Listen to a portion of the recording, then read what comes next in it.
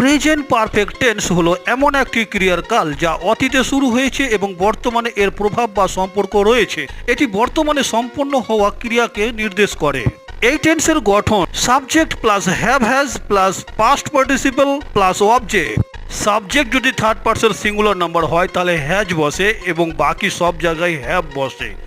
উদাহরণ, I have eaten breakfast, আমি নাস্তা খেয়েছি। She has finished her homework, সে তার পড়া শেষ করেছে। ব্যবহার 1 নম্বর, সম্প্রতি সমাপ্ত কাজ, যেমন they have just left the house, তারা এইমাত্রই বাড়ি থেকে বেরিয়েছে। ব্যবহার 2, অতীতে শুরু হয়ে এখনো প্রভাব রয়েছে, যেমন he has lived here for 10 ইয়ার, সে 10 বছর ধরে এখানে বাস করেছে।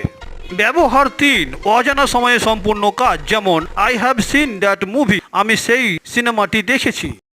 এরকম নিয়মিত ভিডিও পাওয়ার জন্য চ্যানেলটি অবশ্যই সাবস্ক্রাইব এবং লাইক করো। চলো শিখি।